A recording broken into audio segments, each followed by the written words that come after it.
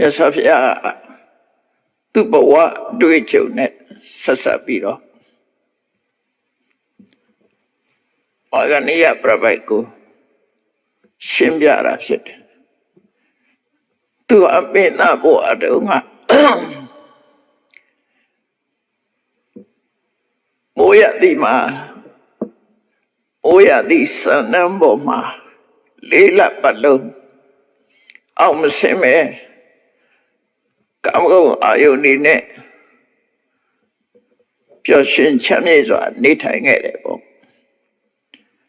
နောက်ပိုင်းရောက်တဲ့အခါကာမဂုဏ်အာယုန်တွေရဲ့အပြစ်တွေကာမဂုဏ်အာယုန်တွေရဲ့အကြောင်းတရားတွေကာမဂုဏ်အာယုန်ရဲ့ချုပ်ငြိမ်းမှုတွေဒါတွေကိုသိရှိနားလည်လာတဲ့အခါကျတော့ကာမဂုဏ်အာယုန်တွေပေါ်မှာဖယ်ရှားလိုက်ပြီး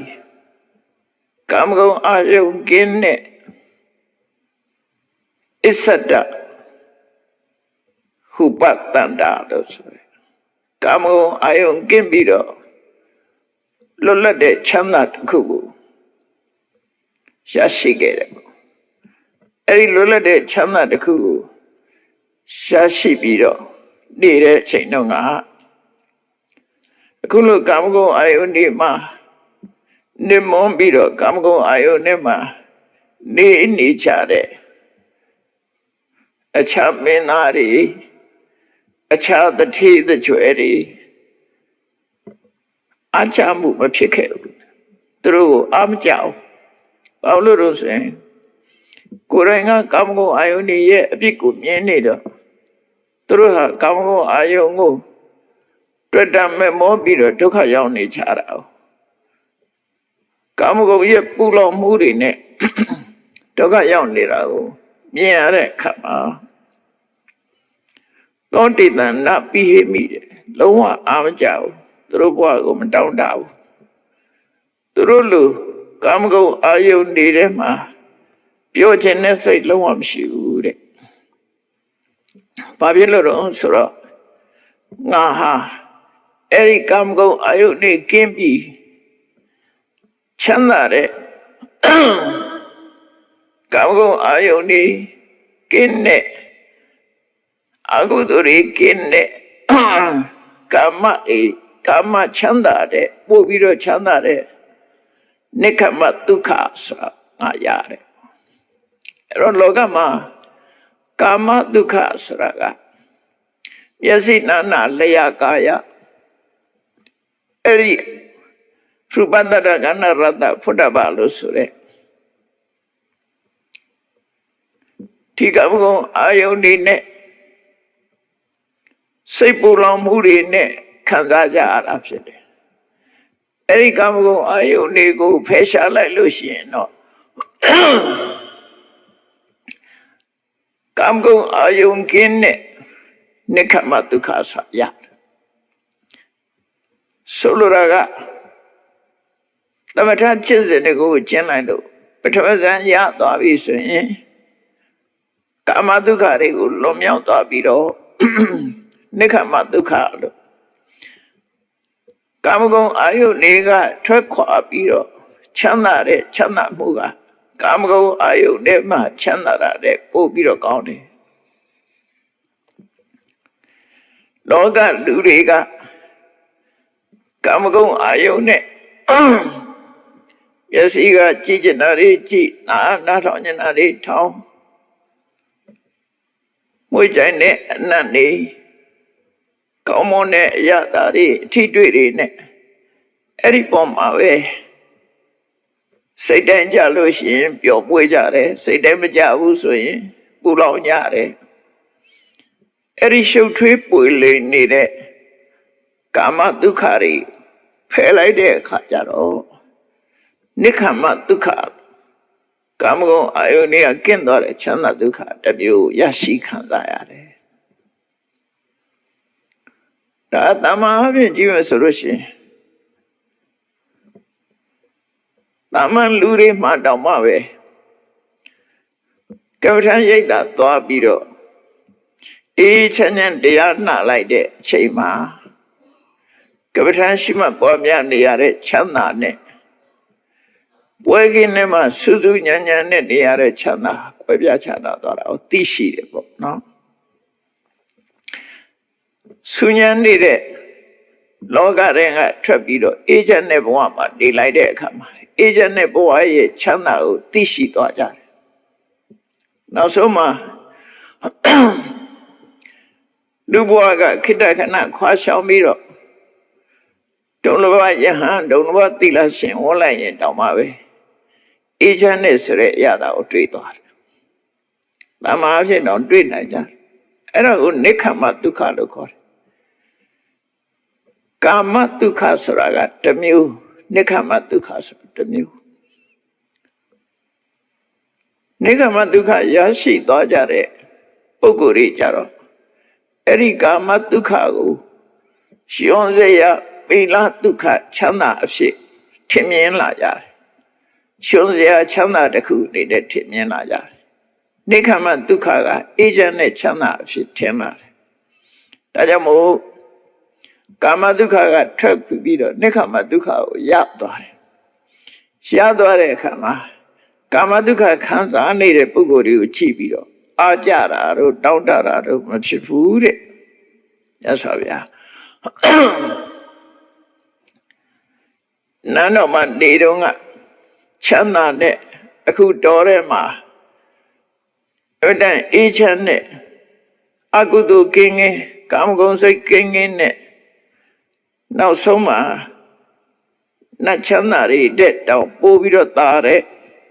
နိခမဒုက္ခနဲ့ပျော်မွေ့နေတဲ့အခါဘယ်လိုလုပ်ပြီးတော့ကာမဒုက္ခကိုငါတောင်းတမလဲတဲ့ဘယ်လိုမှမတောင်းတဘူးအဲ့လိုဆိုလို့ပဲနော်နောက်ရသော်ပြဆက်ရှင်းပြတယ်ဒါသူ့ဘဝနဲ့ဆက်ပြီးတော့ရှင်းပြပြီးတာမန်ပုဂ္ဂိုလ်တွေအနေထားနဲ့လည်းပဲဒါကြည့်မယ်ဆိုရင်သိတာနိုင်တယ်ဥပမာတစ်ခုရသော်ပြဟောတယ်ရှင်းပြတယ်လောကမှာပစ္စည်းဥစ္စာကြွယ်ဝချမ်းသာတဲ့တထေးပဲဖြစ်စီတထေးသားပဲဖြစ်စီသူတို့ဟာပစ္စည်းဥစ္စာပေါ်များကြွယ်ဝချမ်းသာသည့်အတွက်ကြောင့်ချမ်းသာတဲ့အဲ့ဒီချမ်းသာတဲ့ဘဝမှာကုသိုလ်ကောင်းမှုတွေလုပ်တယ်လုပ်တော့လူဘဝဆုံးတတ်တဲ့အခါမှာနတ်ပြည်ရောက်သွားတယ်သူကနတ်ပြည်ရောက်တဲ့အခါနတ်ချမ်းသာခံစားပြီးတော့နေအဲ့ဒီလိုနတ်ချမ်းသာနတ်ပြည်ရောက်သွားပြီးတော့နတ်ချမ်းသာခံစားနေဒီနန္ဒဝဥယျာဉ်ထဲမှာနတ်သမီးချမ်းရံများစွာနဲ့နတ်စည်းစိမ်ချမ်းသာကိုခံစားနေရအဲ့လိုခံစားနေရတဲ့နတ်သားတယောက်ဟာလူပြည်ကတထေးတကြွယ်တယောက်စီးပွားဥစ္စာကြွယ်ဝချမ်းသာတဲ့ပုဂ္ဂိုလ်တယောက်လူချမ်းသာခံစားနေတာကိုတွေ့တဲ့အခါမှာသူဟာအားကြပါမလားဆိုရမေးခွန်းထုတ်လိုက်တော့မာဂဏိယကရှင်ဗျာဘယ်မှာအားကြပါမလဲနတ်ချမ်းသာဆိုတာလူချမ်းသာတဲ့ဒီပို့ပြီးတော့ကောင်းတယ်လူချမ်းသာကနတ်ချမ်းသာလောက်မကောင်းဘူးနတ်ချမ်းသာကလူချမ်းသာတဲ့အစာပေါင်းများစွာတာလွန်တယ်အဲ့ဒါဥပမာတစ်ခုနဲ့ပြောထားတယ်ပင်လေရေလေးကိုသမမြက်ဖြားလေးနဲ့ထိယူလာတဲ့ရေပေါက်ရေဆက်ကလေးအဲ့ဒီဆက်နဲ့ပင်လေထဲမှာရှိတဲ့ပင်လေရေပြင်ကြီးနဲ့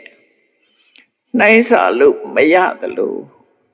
လူချမ်းသာနဲ့နတ်ချမ်းသာဆိုတာနှိုင်းစာလို့မရနိုင်ဘူးလို့ပြောတယ်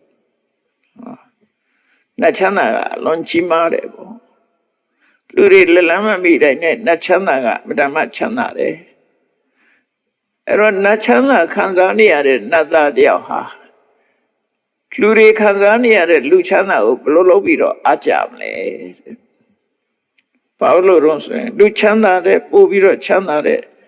နတ်ချမ်းသာကိုခံစားနေရတာဖြစ်တယ်တဲ့ဒါကြောင့်မို့ မြတ်စွာဘုရားကသူ့ဘဝနဲ့ဆက်ပြီးတော့ပြောပြတာငါလူဘဝတော့ငါခံစားခဲ့ရတဲ့မင်းသားဘဝစီးတဲ့ဥစ္စာတွေဆိုတာတဲ့လူချမ်းသာအစင်မရှိတယ်ပေါ့အခုငါရရှိထားတဲ့နိက္ခမဒုက္ခဆိုတာလက်ချမ်းသာတဲ့တောင်ပို့ပြီးတော့တာလုံးနဲ့ချမ်းသာဖြစ်တယ်ဒါကြောင့်မို့လို့ဘယ်လိုလုပ်ပြီးတော့လူချမ်းသာခံစားနေတဲ့ပုဂ္ဂိုလ်တွေကိုကြည့်ပြီးတော့ငါဟာအားကြပါမလဲတဲ့သူတို့တဲ့တာလုံးနဲ့ချမ်းသာတဲ့ခုကိုငါရထားပြီးပြီပဲဟောတခုနဲ့တခုနိုင်ရှင်ပြီးတော့မြတ်စွာဘုရားချမ်းသာတဲ့ခုကတာလုံးနဲ့ချမ်းသာတဲ့ခုရထားရင်အောက်တန်းကြတဲ့ချမ်းသာမျိုးဘယ်တော့မှမတောင်းတဘူးဆိုတဲ့ဒီဘက်ကိုဖော်ပြတာနော်နောက်တစ်ခါမြတ်စွာဘုရားဥပမာနဲ့ပြောတယ်ဥပမာလူတယောက်ဟာဝဲဆွဲတဲ့အနာကြီးတွေပေါက်တယ်အဖူးပိတ်နေပေါက်တယ်အဲ့ဒါလိုဖူးပိတ်နေပေါက်တဲ့အခါမှာဆေးဆရာကဆေးတွေတုပ်လိမ့်ပြီးတော့အဲ့ဒီဖူးပိတ်အနာကြီးတွေဟာပိုးကြပြီးတော့ပိုးတွေကကြိုက်တဲ့အတွက်ကြောင့်လောက်ကြပြီးလောက်ကကြိုက်တဲ့အခါမှာမိခင်ရတယ်ပေါ့ဟောမိခင်ရတယ်အဲ့လိုယောဂဆွဲနေတဲ့ပုဂ္ဂိုလ်တယောက်မိခင်လိုက်ဆွေတွေမျိုးတွေကနေဒီဆေးဆရာပင့်ပြီးတော့မိခင်ပြီးတော့ကုပေးတယ်ကုပေးတဲ့အခါမှာသူဟာယောဂပျောက်ကင်းသွားပြီးတော့ချမ်းသာသွားတယ်ခန္ဓာကိုယ်မှာရှိတဲ့အနာတွေကကင်းစင်သွားပြီးတော့သွားကြအောင်သွားနေကြနေလို့ရသွားပြီအဲ့တော့မိခင်စရာလည်းမလိုတော့ဘူးပေါ့အဲ့ဒီယောဂပျောက်သွားတဲ့လူနာတယောက်ဟာယောဂထားနေလို့ဆေးလိမ့်ပြီးတော့လူနာယောဂဝဲဆွဲယောဂကြောင့်ဒီကိုယ်လုံးရရမနေနိုင်မထိုင်နိုင်ဖြစ်နေလို့မိခင်နေရတဲ့ယောဂတဲ့တယောက်ကိုတွေ့ရင်သူဟာအဲ့လိုလှုပ်ချက်တဲ့စိတ်ပေါက်ပါမလားတဲ့ဘယ်ပေါက်တော့မလဲဘာဖြစ်လို့တော့ဆိုရင်ယောဂရှိမှစေကုသမှုဆိုတာကိုခံနိုင်တာယောဂမရှိရင်ဆေးဆိုတာမလိုအပ်ဘူးယောဂီအတ္တိနာပိသစ္စေနကရဏီယဟောတိစေကုဆရာမလိုဘူးအဲ့ဒါမြတ်စွာဘုရားသူ့ဘဝကိုပြောတာငါဟာတိတ်ဘဝတုန်းကမင်းသားဘဝတုန်းကတော့ကာမဂုဏ်အာယုန်နေနဲ့ပျော်ပျော်ပါးပါးနေခဲ့တယ်နောက်ပိုင်းကျတော့ကာမဂုဏ်အာယုန်ရဲ့အပြစ်ကိုမြင်လာပြီးတော့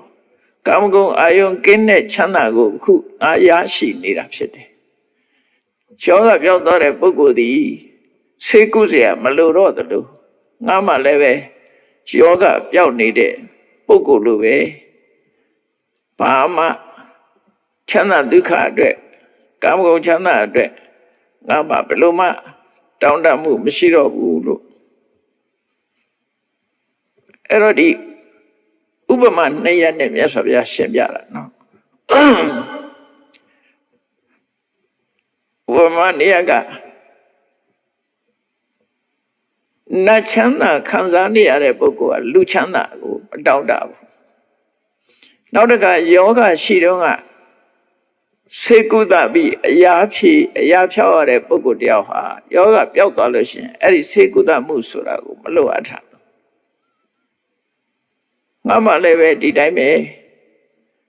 ကာမဂုဏ်အာယုစိတ်တွေဆိုတာရှိနေတဲ့အချိန်တုန်းကတော့အဲ့ဒီပေါ်မှာတွေ့တာမှုတွေဖြစ်ခဲ့တယ်သို့တော့အခုကာမဂုဏ်အာယုနေတဲ့ပို့ပြီးတော့ချမ်းသာတဲ့နိက္ခမဒုက္ခကိုရရှိထားတဲ့အခါငါဘယ်လိုလုပ်ပြီးတော့အဲ့ဒီချမ်းသာမျိုးတွေကိုတောင်းတပါတော့မလဲလို့ဒီလိုဥပမာနဲ့ပေးတာအဲ့တော့နောက်ဥပမာတစ်ခုနဲ့တစ်ခါပြောတယ်လူနာရွယ်ကဆွဲပြီးတော့ခန္ဓာကိုယ်တစ်ကိုယ်လုံးရာရံပြီးတော့နေတဲ့ပုဂ္ဂိုလ်တယောက်ကိုဆေးတွေလိမ့်ပြီးတော့အပူပေးရတယ် ရှားတာပြူတာတွေတက်တာအောင်အပူနဲ့ကပ်ပြီးတော့ပေးတယ်တော့အဲ့ဒီဆေးရမျိုးတွေကဆေးကုသပေးလို့ဆေးကုသဖို့အတွက်အဲ့ဒီရာရနေတဲ့ရှောကဆွဲနေတဲ့ပုဂ္ဂိုလ်ကိုဆေးကုသပေးလိုက်တဲ့အခါမှာသူဟာပျောက်ကင်းချမ်းသာသွားတယ်အဲ့ဒီလူကောင်းပဂတိဖြစ်သွားတယ်အဲ့ဒီလူကောင်းပဂတိဖြစ်တဲ့အခါကျတော့ယောဂရှိတော့ကလို့သူ့ရဲ့ခန္ဓာကိုယ်ကိုမီးကင်မဲ့ဆိုလို့ရှိရင်သူဟာခံနိုင်ပါမလားအနာယောဂရှိနေတော့အလွန်ညာတဲ့အခါမှာဆေးကပ်ပြီးတော့မီးကင်ပေးတဲ့အခါမှာအရာတက်တာတယ်နာတက်တာတယ်မိခင်နာကယောဂတက်တာသွားတယ်အဲ့တော့ယောဂပြောင်းနေတဲ့ပုဂ္ဂိုလ်ကိုအဲ့လိုမိခင်မဲဆိုလို့ရှိရင်သူ့ကိုမိတ်ဆွေတွေဆွေမျိုးသားချင်းတွေကဆွဲခေါ်ပြီးတော့မိခင်မဲဆိုလို့ရှိရင်သူဟာယုံကံမှာပဲတဲ့ဘာလို့လို့ဆိုရင်မိဆိုတာပူတယ်ပူတာမခံနိုင်တော့ဘူးယောဂရှိတော့ကတော့ပူတဲ့တံကိုခံနိုင်တယ်ခုယောဂမရှိတဲ့အခါမှာပူတဲ့တံကိုမခံနိုင်ဘူးသူဟာအတင်းယုံကပ်ပြီးတော့မိခင်နာကိုသူခံမှာမဟုတ်ဘူးတဲ့အဲ့ဒီမှာစဉ်းစားကြည့်ပေါ့မိဆိုတာယောဂရှိနေမှပူတာလားယောဂမရှိတဲ့လူအတွက်ရောမပူဘူးလားဆိုတော့မိဟာဘယ်ပုဂ္ဂိုလ်ပဲဘယ်ပုဂ္ဂိုလ်အတွက်ပဲဖြစ်ဖြစ်ပူတာကြီးပဲသို့သောယောဂရှိရရနေတဲ့အချိန်တုန်းကတော့မိပူလေးခံလိုက်ရတဲ့အခါကျတော့တက်တာလို့ခံရတယ်တက်တာတဲ့သဘောတက်တာရဲဆိုတဲ့အနေထားကိုတွေ့ရတယ်တော့ယောဂပြောင်းနေတဲ့အခါကျတော့ဒီမိပူမှုကိုလုံးဝမခံနိုင်တော့အဲ့တော့မိဟာအရင်တော့လည်းပူတာပဲခုလည်းပူတာပဲယောဂရှိနေတော့ကတော့ဒီမိပူတာလေးကသူ့အတွက်မှာယောဂသက်တာတယ်လို့စိတ်ထဲမှာခံစားရတယ်အဲ့တော့ယောဂပြောင်းသွားပြီဆိုတဲ့အခါမှာဒီမိပူတာကိုလုံးဝမခံနိုင်တော့အဲ့ဒါလိုပဲကာမဂုဏ်အာယုန်စိတ်တွေရှိနေစဉ်အချိန်ခါကာလတုန်းကစိတ်ဖြည့်တဲ့အနေနဲ့ကာမဂုဏ်အာယုန်တွေကိုခံစားရတဲ့အခါမှာတတမှုရတယ်ဆိုလိုတာကကာမဂုဏ်ချမ်းသာဆိုတာအပြည့်အဝချမ်းသာမဟုတ်ဘူးယောဂရှိတဲ့ပုဂ္ဂိုလ်မီးလေးကင်ပေးလိုက်တဲ့အခါမှာတတတယ်လို့ပဲကာမဂုဏ်အာယုန်ခံစားခြင်းနဲ့စိတ်တည်ဖြစ်လာလို့ထိုကာမဂုဏ်အာယုန်ဒီပေါ်မှာမမောနေတဲ့ပုဂ္ဂိုလ်တယောက်ဟာကာမဂုဏ်အာယုန်လေးကိုခံစားလိုက်ရတဲ့အခါမှာသူကစိတ်ထဲမှာချစ်နှမှုလေးရသွားတယ်အဲ့ချစ်နှမှုလေးရတယ်ဆိုခဏလေးပဲချစ်နှမှုလေးပဲရတယ်တကယ်ထာဝရချစ်နှပ်သွားတာမဟုတ်ဘူးအပြည့်အဝချစ်နှပ်သွားတာမဟုတ်ဘူးခိတ္တခဏချစ်နှပ်သွားတာပဲဖြစ်တယ်အဲ့ဒီဥပမာအတိုင်းပဲယောဂရှိတဲ့ပုဂ္ဂိုလ်ဟာမိလေးกินလိုက်တဲ့အခါမှာတတ္တရတယ်လို့ကာမဂုဏ်အာယုမခင်သေးတဲ့ပုဂ္ဂိုလ်ဟာကာမဂုဏ်ကိုခံစားလိုက်ရလို့ရှိရင်အဲ့ဒီကာမဂုဏ်အာယုကိုအကြောင်းပြုပြီးတော့စိတ်တတမှုပျော်ရွှင်မှုတွေရတယ်နောက်တစ်ခါကာမဂုဏ်အာယုန်ရဲ့အပြစ်နဲ့ပတ်သက်ပြီးတော့မြတ်စွာဘုရားသူ့ကိုမေးခွန်းထုတ်တယ်တိုင်းပြည်အုပ်ချုပ်တဲ့မင်းမဲ့ဖြစ်စေ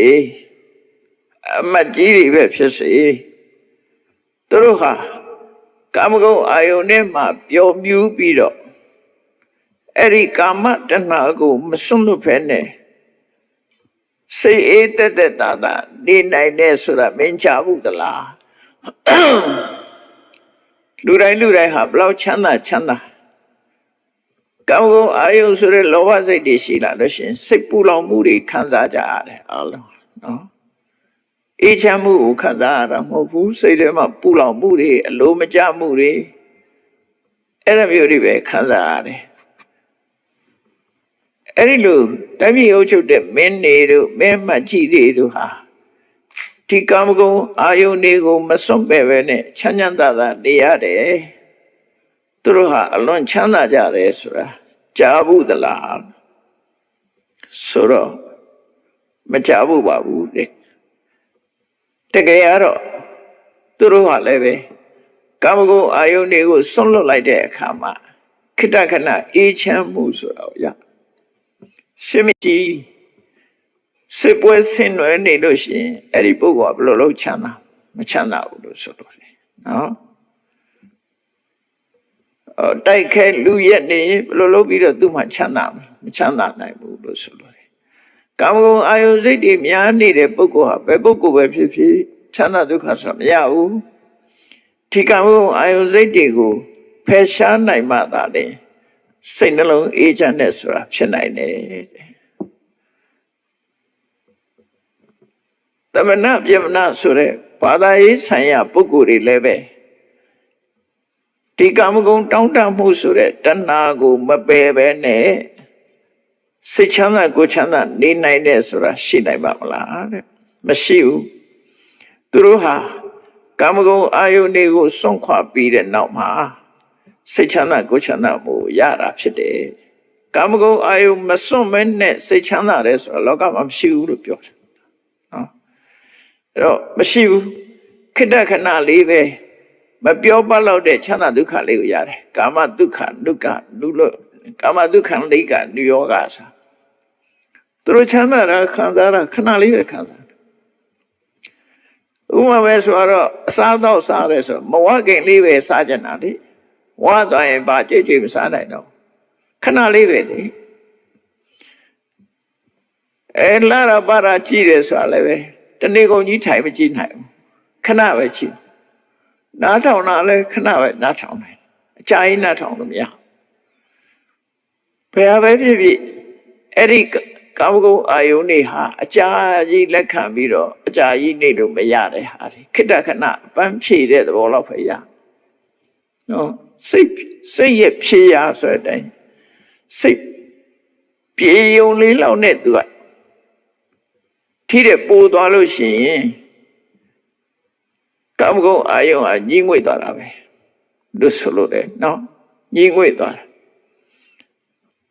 အဲ့တော့တကယ်သူတော်စင်တွေဟာလည်းပဲကာမဂုဏ်အာယုန်တွေရဲ့အပြစ်တွေကိုသိပြီးတော့ကာမဂုဏ်အာယုန်စိတ်တွေကိုဖယ်ရှားလိုက်တဲ့အခါမှာသူတို့ရဲ့တဏ္ဍာမှာငြိမ်းချမ်းတဲ့စိတ်နဲ့သူတို့နေနိုင်တာဖြစ်တယ်နိက္ခမဒုက္ခဆိုတဲ့စိတ်နဲ့တဏှာကြီးနေမလားနှစ်နာရီနေမလားဘယ်နဲ့ရဲ့ဘယ်နေမလုံးမရှက်နေနိုင်တယ်အဲ့ဒါနဲ့ပတ်သက်ပြီးတော့တခါတော့ကဒီနိဂန္ဓတွေနဲ့မြတ်စွာဘုရားနဲ့စကားပြောတဲ့အချိန်မှာနိဂန္ဓတွေကသူတို့ပြောလိုက်တဲ့အထင်ပဲပါသွားတော့ဆိုအရှင်ဂေါရမတဲ့ဖေမိတာရမင်းကပူချမ်းသာတယ်ပေါ့အဲ့ဒါလေးပြောလိုက်တယ်သူတို့အမှတ်တမဲ့ပြောလိုက်တာရှင်ဂေါရမချမ်းသာတဲ့ဖေမိတာရမင်းကချမ်းသာတယ်လို့ဆိုတော့အေးမြတ်စွာဘုရားကမင်းတို့အမှတ်တမဲ့ဒီစကားပြောလိုက်တယ်ငါမေးမယ်ဖေမိတာရကငါလည်းချမ်းသာရလားငါကဖေမိတာရလည်းချမ်းသာရလားဆိုရင်ဆိုပေမိတာရမင်းဟာမလုံးမရှက်တဏှာကြီးနေနိုင်ရဲ့လားနော်မြတ်စွာဘုရားကငါမလုံးမရှက်တဏှာကြီးတရက်လည်းနေနိုင်တယ်9ရက်လည်းနေနိုင်တယ်မလုံးမရှက်နေနိုင်တယ်ပေမိတာရမင်းဟာတဏှာကြီးပြည့်အောင်မလုံးမရှက်မနေနိုင်ဘူးအဲ့တော့ဘသူကပိုချမ်းသာလေမြတ်စွာဘုရားဆောင်းဝင်စားပြီးတော့နေတဲ့အခါသဘာဝဝင်စားပြီးတော့နေတဲ့အခါမှာမလုံးမရှက်နေနိုင်တယ်လေတော့ချမ်းသာလို့နေနိုင်တာပဲမချမ်းသာတဲ့လူကဟိုရွှေ့ဒီရွှေ့နေရတာလေအဲ့တော့မချမ်းသာလို့ရွှေ့တာအဲ့တဲ့အခါဟိုဘက်ဆောင်းလိုက်ဒီဘက်ဆောင်းလိုက်ဘာလို့ဆောင်းညောင်းလို့ဆောင်းညောင်းတာဆိုတာချမ်းသာတာမှမဟုတ်တာမချမ်းသာလို့လူတွေဟာဣရိယာပုတ်ပြောင်းပြီးတော့နေရတာ စိတ်ချမ်းသာမှုလည်းမရှိဘူးရုပ်ကလည်းချမ်းသာမှုမရှိဘူးအစင်မပြေဘူးအကြာကြီးနေကြောညောင်းနေနော်အကြာကြီးအိပ်လို့လည်းမရဘူးကြာကြီးထိုင်လို့လည်းမရဘူးလူရဲ့ဣရိယာပုဆိုတာထိုင်နေတာကြာလို့ရှိရင်ထားရတယ်လမ်းလျှောက်ရတယ်လမ်းလျှောက်တာကြာလို့ရှိရင်ထိုင်ရပြန်တယ်ထိုင်တာကြာရင်လျောင်းအိတ်ဆေးရတယ်လျောင်းထိုင်ရက်သွားပြောင်းပြောင်းနေလို့လူတွေဟာခဏရှိနေတာဘယ်အရာကိုမှတခါလဲကြာရင်နေလို့မရဘူးအဲ့တော့မြတ်စွာဘုရားကြတော့အကြာကြီးနေလို့ရတယ်မပြောင်းမရွှေ့ပဲနဲ့တနေရာထဲမှာ9 ရက်နေလို့ရတယ်သွားပါဝင်စားအဲ့ဒါလို့ဆိုလို့ရှိရင်ဘယ်သူကပို့ချမ်းသာတော့လို့မေးခွန်းထုတ်လိုက်တယ်မြတ်စွာဘုရားဗိမိသရာအကြာကြီးမှမထိုင်နိုင်တာဟုတ်အဲ့တော့ယုဂနာအနေနဲ့ရောစိတ်ဓာတ်အနေနဲ့ရောမြတ်စွာဘုရားကပို့ချမ်းသာတာဖြစ်တယ်ပေါ့အဲ့ဒါကြောင့်ဒီသမဏပြမနာတွေဟာကာမဂုဏ်အာယုစိတ်တွေကိုဖယ်ရှားလိုက်ပြီးတော့ကာမဂုဏ်အာယုကင်းတဲ့စိတ်နဲ့အစ္ဆဒအငြိမ့်တဲ့နဲ့သူတို့ဟာနေနိုင်ထိုင်နိုင်ကြတယ်ဆိုပြီးတော့မြတ်စွာဘုရားကခါရလေးတစ်ပုဒ်ရွတ်လိုက်တယ်ပြောရင်အာရောကျပရမလာဘနိဗ္ဗာန်ပရမန်ဒုက္ခအထင်ကြီးကောသမေကနံခေမံအမတခာမိနံမြတ်စွာဘုရားကဒီဥရံစကားလေးကိုရွတ်လိုက်တာသူ့ကိုဟောတာမဟုတ်ဘူးနှုတ်ကနေထွက်ပြီးတော့ဆိုလိုက်တာပေါ့ပြောရင်စကားကိုရပ်ပြီးတော့ဒီဥရံလေးကိုကျူးလိုက်တယ်ပေါ့ဆိုလိုတဲ့အိဗယ်ကဘာတွေပဲရရှားတာတွေထဲမှာကျမ်းမာမှုရတာအကောင်းဆုံးအာရောကျပရမလာကျမ်းမာမှုရတာအကောင်းဆုံးနိဗ္ဗာန်ပရမန်ဒုက္ခချမ်းသာတွေထဲမှာလည်းပဲနိဗ္ဗာန်ချမ်းသာဟာအကောင်းဆုံးအထင်ကြီးကောသမေကနံခေမံအမတခာမိနံလမ်းကြောင်းတွေထဲမှာလည်းပဲဖေးရန်ကင်းပြီးတော့မတရားနိဗ္ဗာန်ကိုပို့ဆောင်နိုင်တဲ့မဂ္ဂင်၈ပါးဆိုတဲ့လမ်းကြောင်းဟာအကောင်းဆုံးလို့ဒီဥရဏကားလေးကိုမြတ်စွာဘုရားသူ့ဟာသူရွှတ်ဆိုလိုက်တဲ့အခါမှာမာဂဏိယပြပိုက်ကဘာပြောလိုက်တော့ဆိုဟာရှင်ဂေါရမပြောတဲ့စကားဟာအံ့ဩစရာပဲနော်ရှင်ဂေါရမဒီဂါထာလေးကိုရွတ်ဆိုလိုက်တာသူအံ့ဩတယ်ပေါ့သူလည်းဒီဂါထာကိုရတယ်ကြားဘူးတယ်ပေါ့ဒီစကားကိုကြားဘူးတယ်အာရောကျပရမန်လာဘနိဗ္ဗာန်ပရမန်ဒုက္ခဆိုတာသူတို့လည်းပဲဒီဂါထာလေးကိုသိတယ်ပေါ့ရတဲ့ထဲမှာကျမ်းမာမှုရခြင်းအကောင်းဆုံးနိဗ္ဗာန်ဟာချမ်းသာဆုံးဆိုတာသူတို့စာပေမှာလည်းဒါလေးလာတယ်တဲ့သူတို့ရဲ့ဆရာကြီးတွေကလည်းဒါဒီစကားကိုပြောခဲ့တယ်တဲ့အဲ့တော့ရှင်ဂေါရမအယူဝါဒနဲ့ကျွန်တော်တို့ရဲ့အယူဝါဒဟာအမှန်တမ်းတူညီတာပဲဒီအချက်မှာတူညီတာပဲလို့အဲ့လိုသူကဝင်ပြီးတော့ပြောလိုက်တဲ့အခါမှာမြတ်စွာဘုရားမာဂဏိယမင်းတို့ရဲ့ဆရာကြီးကဒီစကားကိုပြောခဲ့တယ်ဆိုရင်ငါမေးမယ်တဲ့ကတ္တမန္တံအာရောချံကတ္တမန္တံနိဗ္ဗာနံရှောကကင်းတဲ့ဆိုတာပြောတာလေနိဗ္ဗာန်ဆိုတာဘယ်ဟာကိုပြောတာလဲလို့မြတ်စွာဘုရားသူ့ကိုမေးလိုက်တယ်မေးတော့အဲ့ဒီမာဂဏိယပြပိုက်ကဒီသူ့ကိုယ်ခန္ဓာကြီးကိုသူလက်နဲ့ပုတ်ပြီးတော့ဘာပြောတော့ဆိုဣထံတံဘောဂရမအရောချံချောကကင်းတဲ့ဆိုဟောဒီကျမ်းမာတဲ့ခန္ဓာကိုယ်ကြီးပေါ်လို့သူကနော်ချောကကင်းတဲ့ဆိုဟောဒီကျမ်းမာတဲ့ခန္ဓာကိုယ်ကြီးပေါ်သူကိုယ်သူလက်နဲ့ပုတ်ပြီးတော့နိဗ္ဗာန်ဆိုတာလေဣထံတံနိဗ္ဗာန်ဟောဒီနိဗ္ဗာန်ဆိုတာလေဒီခန္ဓာကိုယ်ကြီးအထက်ကနေအောက်ဒီတလမ်းများရှိတဲ့ခန္ဓာကိုယ်ကြီးထဲမှာချမ်းသာတယ်ဆိုတာလေဒီခန္ဓာကိုယ်ကြီးပြောတာနိဗ္ဗာန်ဆိုတာလေဒီခန္ဓာကိုယ်ကြီးပြောတာအဟမတမိဘောဂရမဣတရိအာရောဂောဒုက္ခိနမံကိဉ္စီအာဘာရတိအခုတပည့်တော်ဟာသိကျမ်းပါတယ်ဘာယောဂအောင်မှမရှိဘူးဆိုပြီးတော့သူ့ကိုယ်သူကိုပုတ်တက်ပြီးတော့သူတို့ပြောတဲ့ ကျမ်းမာမှုနိဗ္ဗာန်တို့ဆိုတာဒီခန္ဓာကိုယ်ကြီးထဲမှာပဲရှိတယ်ဆိုပြီးတော့အဲ့လိုအာရပါရသူကဒီစကားကိုဆိုလိုက်တယ်ဆိုတော့မြတ်စွာဘုရားကသူ့ကိုဥပမာတစ်ခုပြောတယ်မာဂဏီကငါဥပမာတစ်ခုပြောမယ်တဲ့မွေးကြတဲ့ကမျက်စိနှစ်ကွင်းအလင်းမရတဲ့လူတယောက်ဟာဘာကိုမှပြင်ရမှာမဟုတ်ဘူးအယောင်ဆင်းဆိုလဲဘယ်အယောင်ကိုမှဖြူနီဝါဆိုတဲ့အယောင်တွေကိုလည်းသူမြင်ရတာမဟုတ်ဘူးကောင်းကင်ကနှက်ခတ်တွေလည်းသူမြင်ရမှာမဟုတ်ဘူးလတွေနေတွေလည်းမြင်ရမှာမဟုတ်ဘူးဒါပေမဲ့လို့မျက်စိကောင်းတဲ့လူတယောက်ကပြောတာကိုသူကြားတယ်အဲ့ဒီလူကဘာပြောတော့ဆိုအေးအဝတ်အစားတွေတော့ဖြူဖွေးပြီးတော့တန့်စင်နေတဲ့အဝတ်ဟာအကောင်းဆုံးပဲနော်ရှေးခေတ်ကတော့အဝတ်ဖြူကိုဝတ်လို့ရှိတယ်ဒါကြောင့်မို့ဂိဟိဩရတဝဒနာဖြူသောအဝတ်ကိုဝတ်တယ်လို့လူတွေကများသောအဖြစ်ဖြူဝတ်ကိုဝတ်ကြခဏတိအောင်သီရိလင်္ကာနိုင်ငံမှာဥပုသ္တေတွေဆိုအဝတ်အဖြူပဲဝတ်တယ်ပစိုးရဲ့အဖြူအင်ကြီးနဲ့အဖြူအပေါ်အကိုယုံနဲ့အဖြူကျောင်းသူကျောင်းသားတွေလည်းအကုန်လုံးအဖြူပဲဝတ်တယ်သူတို့ကအသားမဲလို့အဖြူကြိုက်တာလားတော့မသိဘူးအဖြူပဲဆိုဝတ်ကလေးတွေဝတ်ကြတယ်သူတို့ဒီတိုင်းပါရောက်မှမစိုးဘဲနဲ့ပိတ်ဖြူကိုဝတ်ကြတယ်အဲ့ဒီမှာမျက်စိရှိတဲ့လူကသူ့ကိုပြောတယ်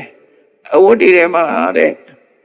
အဖြူရောင်အဝတ်ဟာအလုံးတန့်ပြန်ပြီးတော့ဘယ်တန်ကောင်းတယ်ဆိုတော့အဲ့ဒီမျက်မမြင်တဲ့လူကအဖြူရောင်ဝတ်ကိုလိုက်ရှာအဖြူရောင်ဝတ်ကိုလိုချင်တော့လိုက်ရှာတော့လူတယောက်ကဘာလုပ်တော့ဆိုရင်စီရီနဲ့အညစ်အကြေးတွေအလိမ့်လိမ့်ကတ်နေတယ်ဟိုသူ့မဲရဲ့အမွှေးနဲ့လှုပ်ထားတဲ့အဝတ်ကိုလိမ့်ညပြီးငါလူမင်းအဝတ်ဖြူဝတ်ချင်ဒါဝတ်กว่าလို့ဆိုတကယ်ကတော့မဲပြီးတော့စီရီနဲ့ပေးနေတဲ့ညစ်ပတ်နေတဲ့အဝတ်ကြီးအဲ့ဒါကိုအဖြူတန့်ရှင်းတယ်ဆိုပြီးတော့လိမ့်ညပြီးတော့သူ့ကိုပေးလိုက်တဲ့အခါသူကလည်းလက်ခံပြီးတော့အဲ့ဒီအဝတ်ကြီးကိုဝတ်ပြီးတဲ့အခါကျတော့ကောင်းလိုက်တာကွာဒီအဝတ်ဖြူကြီးဝတ်တာကောင်းလိုက်တာနဲ့ဆိုပြီးတော့အဲ့တော့မာဂဏီကမင်းစဉ်းစားကြည့်တဲ့အဲ့ဒီမျက်စိနှစ်ကွင်းလင်းမရတဲ့ပုဂ္ဂိုလ်ဟာဒီဖြူစင်တန်ရှင်းတဲ့အဝတ်ကြီးကကောင်းလိုက်တာနဲ့သူခြေနှက်နေတာဟာသူမြင်လို့လားတဲ့ဒီဝတ်ကိုသူမြင်လို့ခြေနှက်တာလားသို့မဟုတ်မျက်စိရှိတဲ့ပုဂ္ဂိုလ်ပြောတဲ့စကားကိုရှုံးကြည့်လို့လားဆိုအရှင်ဂေါတမသူမမြင်ပါဘူးတဲ့သူလည်းတကယ်မသိပါဘူးမြင်လည်းမမြင်ဘူးတဲ့သူမျက်စိမှာမကောင်းတာအဲ့ဒီသုံးမွေးနဲ့စီဆိုးနေတဲ့အဝတ်ညစ်ပတ်နေတဲ့အဝတ်ကြီးကိုတဲ့ခုနကမျက်စိရှိတဲ့ပုဂ္ဂိုလ်တယောက်ကလိမ့်လဲလှည့်စားပြီးတော့ပြောလိုက်လို့သူ့ကိုယုံကြည်ပြီးတော့ဒီအဝတ်ကြီးကိုဝတ်ထားပါအဲ့တော့မြတ်စွာဘုရားပြောတယ်အေးမာဂဏီကမင်းတို့ပရပိုက်တွေဟာလည်းပဲဒီအတိုင်းပဲနော်မင်းတို့ပရပိုက်တွေဟာလည်းဒီအတိုင်းပဲဘာမှအမြင်မရှိအသိဉာဏ်မရှိစက်မျက်စိမရှိပဲနဲ့ဒီလိုအသိဉာဏ်မရှိပဲနဲ့ခန္ဓာကိုယ်ကြီးကိုအာရောချနိဗ္ဗာန်လို့ဒီခန္ဓာကိုယ်ကြီးမှာပဲကျမ်းမာမှုဆိုတာရှိတယ်ဒီခန္ဓာကိုယ်ကြီးမှာပဲနိဗ္ဗာန်ဆိုတာရှိတယ်ဆိုပြီးတော့မင်းတို့ပြောနေကြတာတဲ့မင်းတို့ဟာမျက်မမြင်တဲ့ပုဂ္ဂိုလ်တယောက်ကအဝတ်ဖြူကြီးကိုကောင်းလိုက်တာဝတ်နေတာနဲ့တူတယ်လို့ပြောတာမြတ်စွာဘုရားသူတို့တကယ်သိတာလည်းမဟုတ်ပဲနဲ့မင်းတို့ပြောနေကြတယ်ကွာဒီဂါထာဟာတကယ်ကတော့ရှေးကဖရာတွေဟောခဲ့တဲ့ဂါထာဖြစ်တယ်ကွာရှေးဖရာတွေဟောသွားတဲ့ဂါထာပဲဖြစ်တယ်တခါတည်းရှေးကဖရာတွေရဲ့တရားတွေကလက်ကျန်တာတွေရှိတယ်ဥပမာကသဝဖရာလက်ထက်ကကသဝဖရာဟောသွားတဲ့သုတ်တန်တစ်ခုဆိုရင်အာမဂဏသုတ်လို့ခေါ်တယ်အဲ့ဒီသုတ်ဟာကောရမဖရာလက်ထက်မှာပြန်ဟောပေးတယ် ကသဗ္ဗဘုရားဟောခဲ့တဲ့တုတ်ပဲအဲ့တုတ်နောက်တစ်ခါအာလဝကဖိတုရဲ့မိဘတွေကကသဗ္ဗဘုရားစီကနေပြီးတော့တရားနာပြီးအမေးဖြေခါထားတွေကိုသူတို့ရထားတယ်အဲ့ဒီအမေးဖြေခါထားတွေကိုသူတို့နှုတ်တဲ့ရအဲ့တော့မိဘတွေမရှိတဲ့ကအာလဝကထိခါထားတွေသူမေ့သွားတော့အမေးခါထားလောက်ပဲကြံတော့တယ်ဖြေခါထားတွေသူမေ့သွားတယ်အဲ့ဒါကသဗ္ဗဘုရားလက်ထက်ကခါထားတွေပဲကိန္တုရဝိတံပုရိတတသစ္ထံလောကမှာတရားတရားရဲ့အကောင်းဆုံးပစ္စည်းဥစ္စာဆိုတာဘယ်ဟာလဲဆိုတာအဲ့ဒီမိဂုံးရဲ့ဖြေကိုကောရဝဘုရားနဲ့တွေ့တဲ့အခါမှာကောရဝဘုရားကထပ်ပြီးတော့ဟောပေးတာတတ္တိတဝိတ္တပုရိတတသစ္ထယောက်ျားရဲ့အကောင်းဆုံးပစ္စည်းဆိုတာဥစ္စာဆိုတာတထာကိုခေါ်တယ်လို့အဲ့တော့အဲ့ဒီဖြေကကောရဝဘုရားဖြေခဲ့တဲ့ဖြေဒီကတာတွေကကသဗ္ဗဘုရားလက်ထက်ကအမေးနဲ့ဖြေနဲ့အစုံလိုက်ရှိတယ်နောက်ပိုင်းမှာအမေးကထာတွေပဲသူရပြီးတော့ဖြေကထာတွေမေ့ကုန်နော်မြတ်စွာဘုရားအဲ့ဒီကြွတဲ့အခါမှာသူဒီအဖြေတွေလိုချင်လို့ဘုရားကိုမေးတဲ့အခါမြတ်စွာဘုရားကဖြေပေးတာအဲ့ကြတော့မှသူဘုရားကိုချီးညွတ်သွားတာအာလဝကဖိတုကနောက်တော့သောတာပန်ဖြစ်သွားအဲ့ဒါလို့ပဲအခုပြောတဲ့အာရောချပရမလာဘနိဗ္ဗာန်ပရမဒုက္ခအထင်ကြီးကောသမက္ကနာခေမံအဝတ္တခာပိနံဆိုတဲ့ထိခါတာဟာကောရဝဘုရားမပွင့်ခင်ကရှေးဘုရားတွေဟောခဲ့တဲ့ဂါထာတဲ့အဲ့ဒီဂါထာကိုအစဉ်အဆက်မှတ်သားထားပြီးတော့အထိပ္ပယ်ကြတော့နားမလဲကြတော့ဘူးပေါ့နော်ဒါမှမဟုတ်ယောဂကင်းနေကြမှာလဲဆိုတာဒီခန္ဓာကိုယ်ကြီးပြောတာပေါ့နိဗ္ဗာန်ဆိုတာလည်းဒီခန္ဓာကိုယ်ကြီးပြောတာပေါ့လို့ဒုက္ခနာကိုယ်ကြီးကိုပုတ်လိုက်တတ်လိုက်နဲ့မဂ္ဂနိယကအဲ့လိုပြောတယ်ပြောတော့မြတ်စွာဘုရားကထိဥပမာနဲ့သူ့ကိုပြောတာမျက်စိမမြင်တဲ့လူမျက်စိမြင်တဲ့ကောင်ကလှည့်စားပြီးတော့မဟုတ်တည်းကိုလှုပ်သွားတယ်စီဆိုပြီးညစ်ပေနေတဲ့သူ့နဲ့ရဲ့အမွှေးနဲ့ရဲလောက်ထားတဲ့အဝတ်ကြီးကိုအဝတ်ဖြူကြီးဆိုပြီးတော့တန်ရှင်းတဲ့အဝတ်ကြီးဆိုပြီးတော့သူကခုံယူကြွားဝါနေတယ်တကယ်ကတော့သူ့ဝတ်လည်းသူမမြင်ရဘူးဟိုကောင်ကအဖြူဆိုလို့လိုက်ဖြူတာတကယ်ကတော့မဲလို့မှခောက်နေတာနော်မဲနဲ့နေတဲ့အဝတ်ကြီးဟိုလူကတက်တက်လိန်ညာပြီးတော့လှုပ်လိုက်တာမျက်စိကမမြင်တော့မသိဘူးအဲ့ဒီလူကိုယုံပြီးတော့အဝတ်ဖြူဆိုပြီးတော့ဝတ်နေတာမင်းတို့လည်းပဲထိတိုင်းပဲနော်ထိကထာဟာတကယ်ကတော့ဘုရားဟောခဲ့တဲ့ဂါထာရှေးဘုရားတွေဟောခဲ့တဲ့ဂါထာဖြစ်တယ်အခုမှပုရုဇဉ်တွေလက်ထဲရောက်ပြီးတော့အထိပ္ပယ်ကိုပြည့်စုံအောင်နားမလည်တဲ့ဂါထာဖြစ်သွားတယ်မြတ်စွာဘုရားဒါကိုထောက်ပြပြီးတော့ဒီမှာတရားဟောတယ်မြတ်စွာဘုရားအယံခောမဂ္ဂနိယကာယောတဲ့မဂ္ဂနိယငါပြောမယ်ငါတို့ရဲ့ physical body ဆိုတဲ့ဒီယုတ်ခန္ဓာကြီးဟာရောဂပုတ္တောယောဂကြီးပဲဟုတ်တယ်နိခန္ဓာကိုယ်ဆိုတာရောဂဆိုတာနာကျင်တာကိုရောဂလို့ခေါ်တယ်ရောစတိတိရောဂဆိုတာနာကျင်မှုပဲခန္ဓာကိုယ်ကြီးအမြဲနာကျင်နေတာလေချုပ်ခန္ဓာကိုယ်ကြီးအမြဲနာနေတာပဲကြာကြာထိုင်ရင်လည်းနာလာကြာကြာရနေရင်လည်းနာလာပြန်ကြာကြာအိတ်နေရင်လည်းနာလာပြန်ညောင်းညာပြီးတော့ခန္ဓာကိုယ်ကြီးကဣရိယာပုတ်ပြောင်းပြီးတော့ပေးနေရတာတနေရာထဲမှာသူတို့အကြိုက်နေလို့မရဘူးဒါကြောင့်ခန္ဓာကိုယ်ကြီးကယောဂကြီးပဲမြတ်စွာဘုရားကသုတ်တန်တစ်ခုမှလည်းဟောခဲ့တယ်ယောဘိကွေရူပတဥပ္ပါရောဒုက္ခတိတောဥပ္ပါရောရောဂနံထိတိထို့တွေရလာတဲ့ရှုပ်တရားရဲ့ဖြစ်ပေါ်လာမှုဆိုတာတဲ့ဒုက္ခရဲ့ဖြစ်ပေါ်လာမှုပဲဒုက္ခရဲ့ဖြစ်ပေါ်လာတာဖြစ်တော့ကြောင့်ယောဂရရှိလာခြင်းပဲဖြစ်တယ်အဲ့တော့ယောဂဆိုတော့တခြားရှာမနေနဲ့ကိုယ်ခန္ဓာကိုယ်ကိုတရုပ်တရားကြီးကိုယောဂနော်လူကိုနာကျင်အောင်နေမကောင်းတဲ့အခါမှာယောဂကလူကိုနှိပ်စက်တယ်လို့ပဲဒီခန္ဓာကိုယ်ရဲ့လည်းလူကိုအမြဲနှိပ်စက်တာဟိုနာနာလိုက်ဒီနာနာလိုက်ပဲနာကျင်နေတာပဲသူပြောတာရောဂဖုတော ယောဂကြီးပဲတဲ့ခန္ဓာဘုဒ္ဓခန္ဓာဆိုတာဘူးလုံးကြီးတွေပေါက်လာအာရအမဖူကြီးတွေပေါက်ပြီးဖူးရောင်လာတယ်ခန္ဓာဘုဒ္ဓ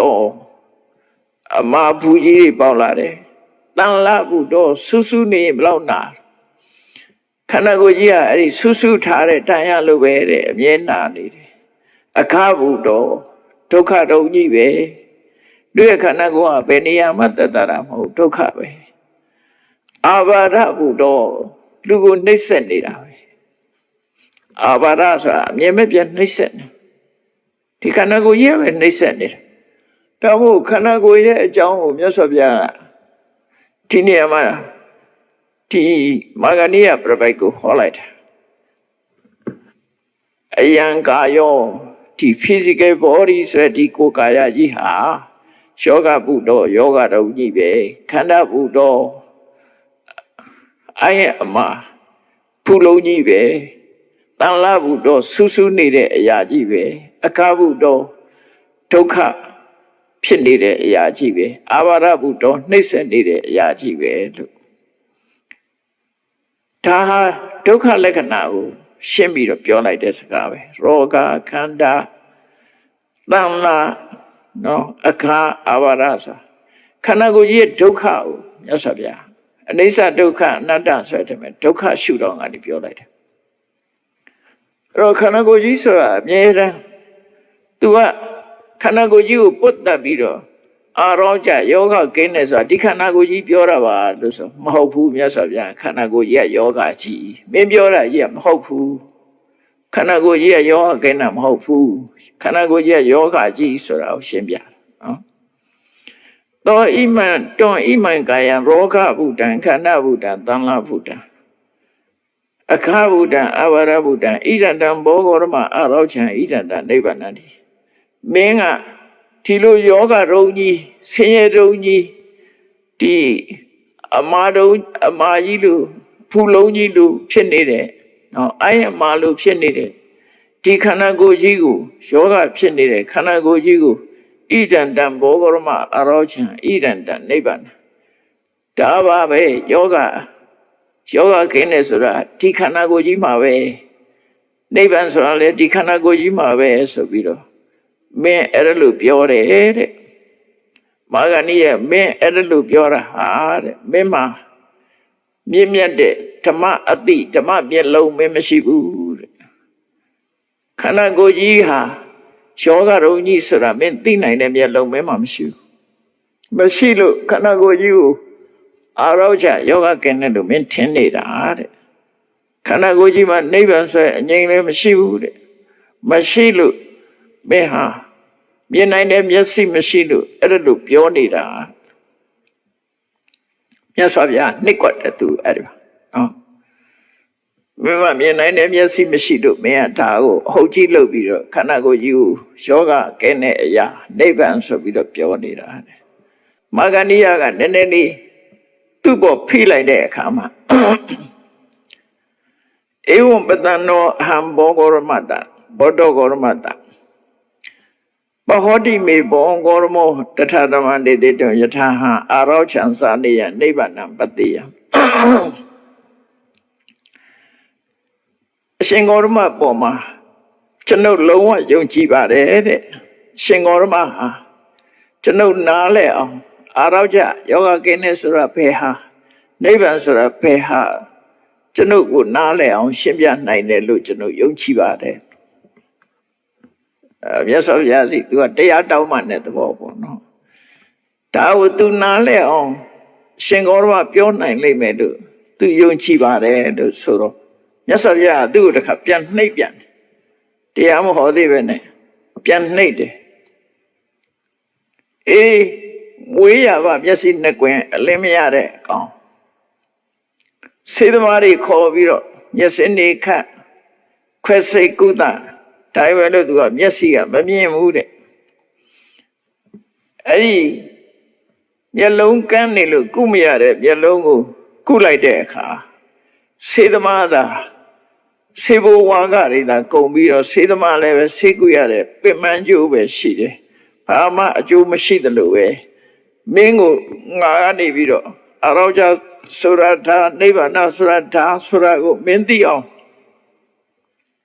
Pure me solution. May I not think I'm hopeful. Ave pe mamma way. Pauluso. Mentin and Yama Mashiras, Pia Tapira, Nequatatu. Necade, you touch out there. Shimbia, Boma, the Biro, no, I don't chibane, Shimbia, we don't go, Nale on Shimbia, name. Show again is Rabeha, Nevan Rabeha, Twiro, Yenai on, Dine on, Shimbia, nine. Shunji bare touch out there, Kajaro. Yes, of Yaga. Kona Ubama never pian sabido, hore. Emiasi Nequen, Lemiare Boguha. To be alone, Kuluya. Sisiaga, Quese Gudabi. Kulai de Kama, to have Yasi Mianlare. No. Aru, Yasi Mianla. Yasi Mianla, that's right. Yasi Mianla, Kajaro, si Gudabu, John Buby, Yasi a Gaula. Gaula, Kajaro. Kona do Leza Biro. Ta Sinja Dashine, O Pujiva, so that Lane Congo. To do like that, Kajaro, Takeko, Me Chow Biro, Siri, Lingling, Benny, Tone, Moine, Yet had O Chiu Mine Kajara. Ericon, touching the city pop. To lay Amla, so you do a Yasi at Mienla, Ejaro. Eri, Yasi Mienla, Kajaro. Tu Boma, Lele, Leviata, Bogo, Shandu, Tagago, Mesui Mahode, Yandudo, Satan of Shenabi. Now so much touch him, such as they did on Shenare. Tikon Gago, Lele Lezabiro, Nebon Jaja, Nata, you will be on Niare, Subi. Tuha, Erlo City Chelama, Tichare. No, Erlo City Chelama, Tichare.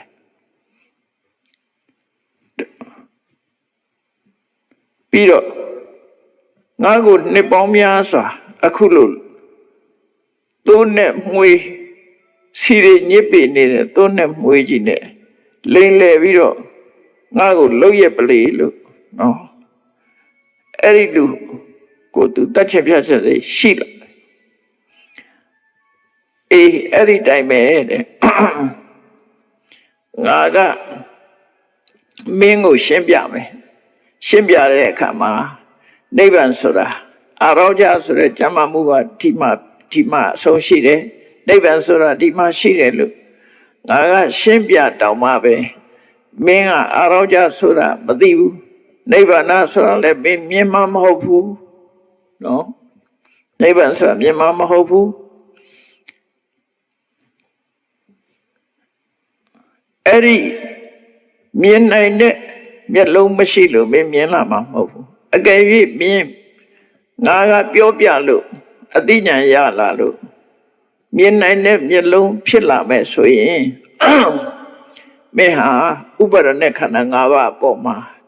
Dreda Swella needed, Tanagu Penai Mapsete. Erelu Pelade Kajarama.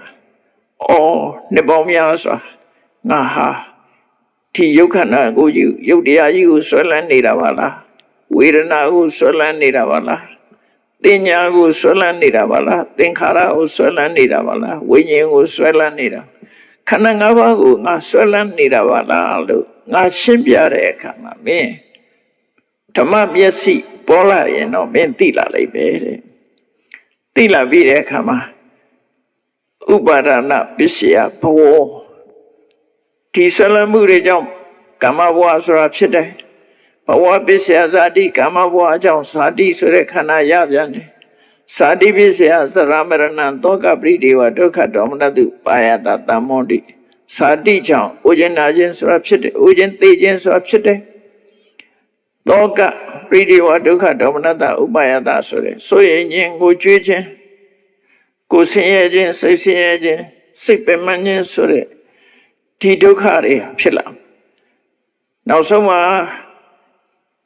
Aloha Toka Tanda Ti Tokari Jive Suha Pilla Mapsede. Yes, of Ya ထီလို့အသိဉာဏ်ရတာမှဖြစ်တယ်လို့ငါဟောလိုက်လို့မင်းသဘောပေါက်သွားရင်တော့ဒုက္ခဆိုတာမြင်လာလိမ့်မယ်လို့ပြောတော့မာဂဏိယလျှောက်တယ်အရှင်ဘုရားအပေါ်မှာ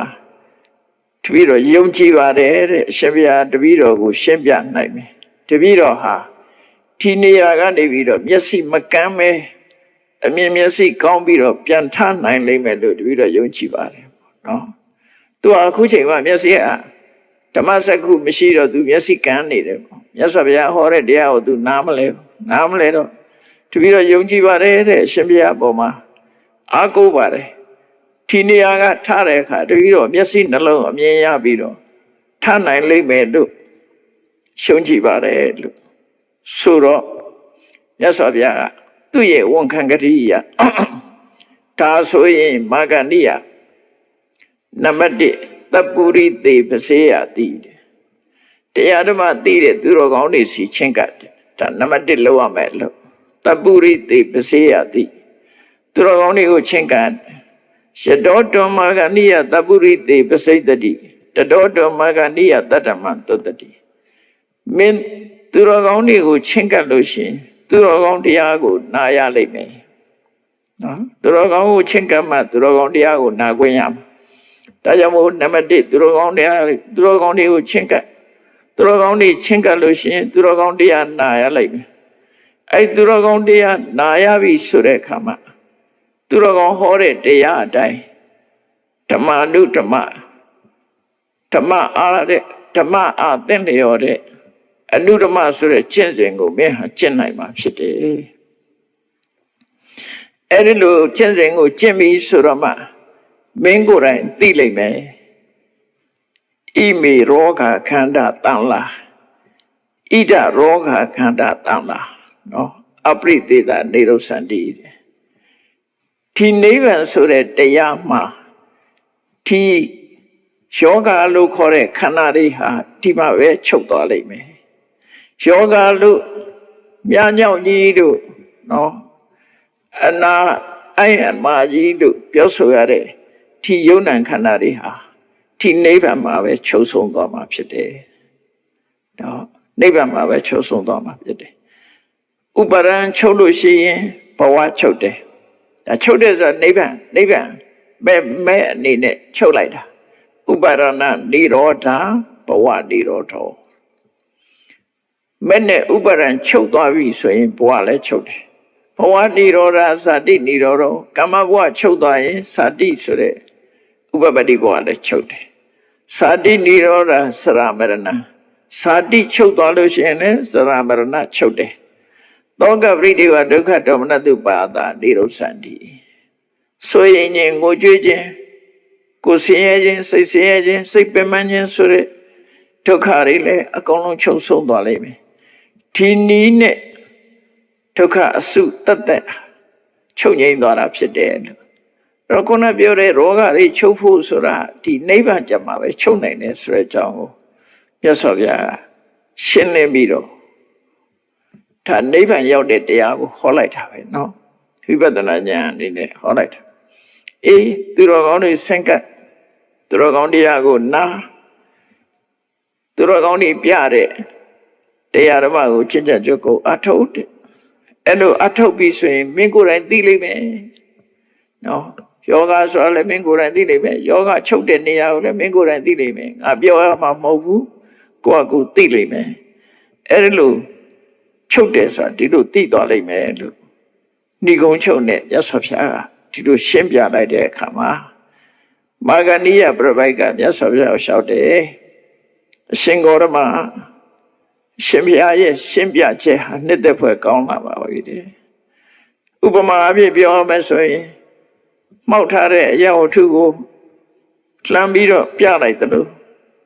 ဖုံးကွယ်ထားတဲ့အရာတစ်ခုကိုဖွင့်ပြလိုက်သလိုလမ်းခရီးမှာတွေးဝေးနေတဲ့ပုဂ္ဂိုလ်ကိုလမ်းပြလိုက်သလိုအမောင်ထဲမှာမိထွန်းပြလိုက်သလိုအမတမရှင်းပြီးတော့သူဟာမြင်ရပါတယ်အရှင်ဂေါရမဟာတပည့်တော်ကိုဒီမျိုးမျိုးနဲ့တရားဓမ္မတွေကိုဟောဖို့ပြသည့်အတွက်ကြောင့်တပည့်တော်ဟာအရှင်ဂေါရမကို ကိုးကွယ်ရအနေနဲ့စိတ်ကပ်ပါတယ်ရှင်ဂေါတမဟောတဲ့တရားကိုလည်းကိုးကွယ်ရအနေနဲ့စိတ်ကပ်ပါတယ်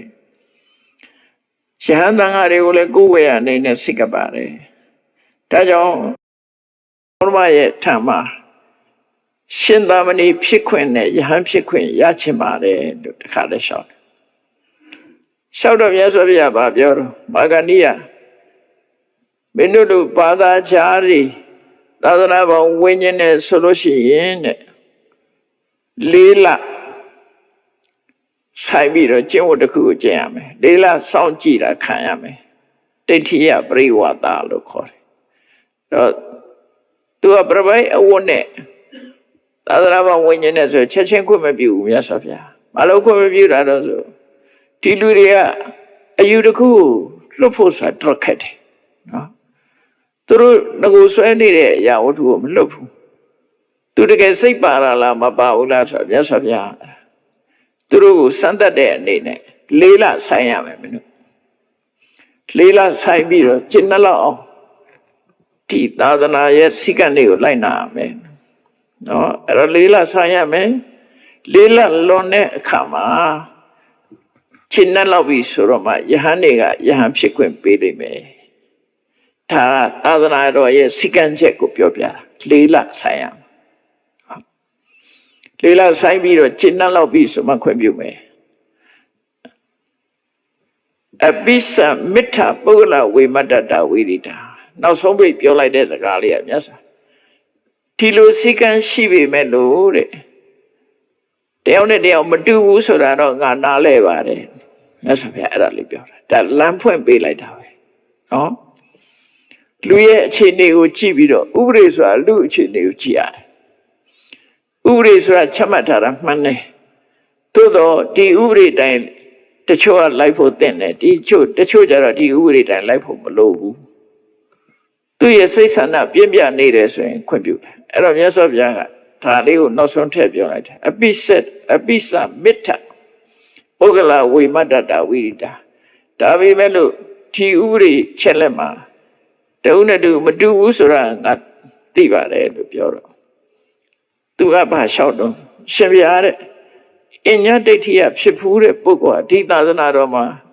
ရှင်ဖြစ်ခွင့်ယဟန်ဖြစ်ခွင့်ကို၄ လဆိုင်ပြီးတော့ကျင့်ရမယ်၄ လလွန်တဲ့အခါမှာကျင့်နှမှယဟန်ဖြစ်ကိုပြုမယ်ဆိုလို့ရှိရင်တဲ့၄ လမကပါဘူးတပည့်တော်၄ နှစ်လောက်ပါမယ်သူစိတ်ဓာတ်ကဘလောက်ပြင်းထန်တာလဲဒါစိတ်ဓာတ်ကိုစမ်းသပ်လိုက်တာနော်အဲ့တော့၄ လမကပါဘူးတဲ့တပည့်တော်၄ နှစ်ထိအောင်လိုက်နာပါမယ်၄ နှစ်လွန်တဲ့အခါမှာတပည့်တော်ကိုကျင့်နှလို့ရှိရင်ရှင်ယဟန်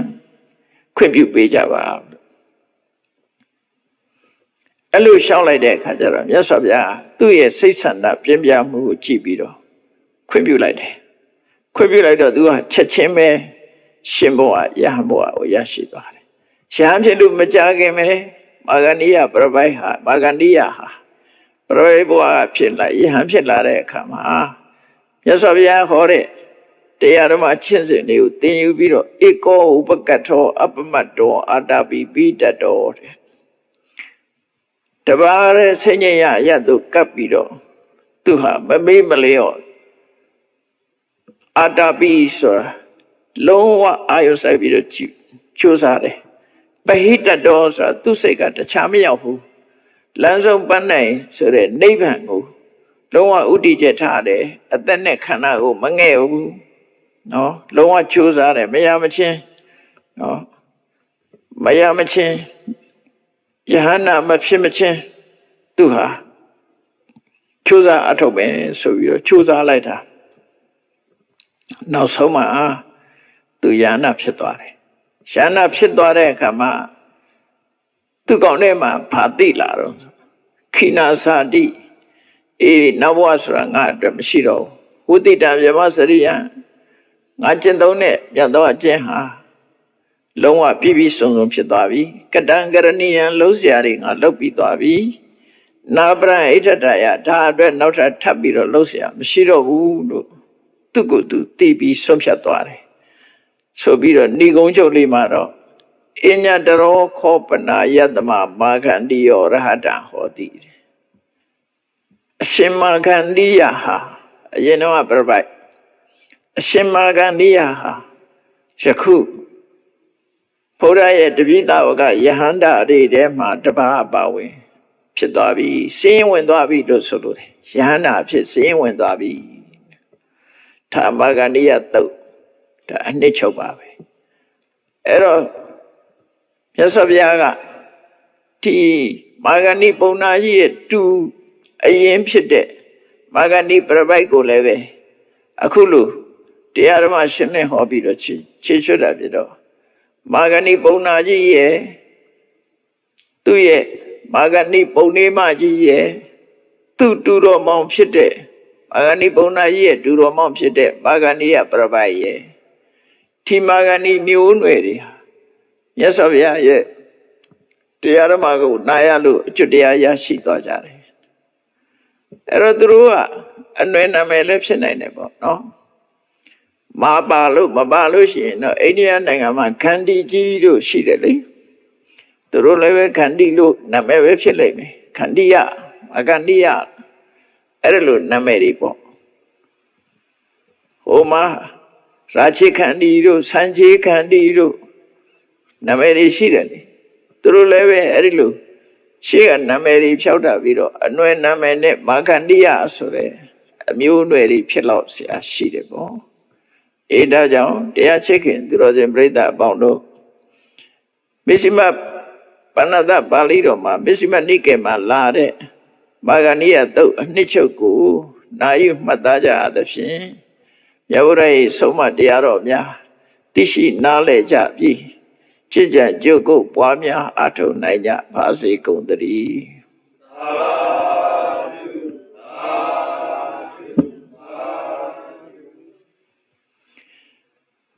ရှိစေချာရှင်ဖယားဖယားတပည့်တော်တို့သည်ဓမ္မအတိညာရရှိမှသာလျှင်နိဗ္ဗာန်ချမ်းသာကိုမျက်မှောက်ပြုနိုင်ပါသောကြောင့်ဓမ္မအတိညာရရှိစေရန်ရှိတန်ကြလျက်ဓမ္မသဘင်ဆင်းကျင့်ပါပြုလုပ်ကြ၍အမတဌာနဓမ္မဌာနတရားအလှတော်ကိုပေးတူကြပါကုန်၏တရားတော်မြတ်ကိုရွတ်သိလေးမြတ်စွာမမတ်သားသာအာယုထားလျက်နာကြားကြပါကုန်၏တရားတော်မြတ်ကိုတတ္တဗဝတ္ထုအစုစုတို့ဖြင့်ပူဇော်ကြပါကုန်၏ယနေ့ယခုအထုပ်ပြုလုပ်ကြရသောဤကောင်းမှုဤကုသိုလ်စုစုသည်နိဗ္ဗာန်ချမ်းသာ၏အကြောင်းထောက်ပံ့ဖြစ်ပါစေတည်းဤကောင်းမှုဤဖို့ဘာကကိုအမိအဖအဖို့ဖွာဆရာသမားမှစ၍ကဘာသူကဘာသာလူနဲ့မြမတတ္တဝအများတို့အားအမြအများဝေငှပါကုန်၏ကုသိုလ်အများကိုယ်စီရကြကုန်သည်ဖြစ်၍ကိုယ်စိတ်နှဖျားချမ်းသာကြသည်ဖြစ်ကြပါစေကုန်သတည်း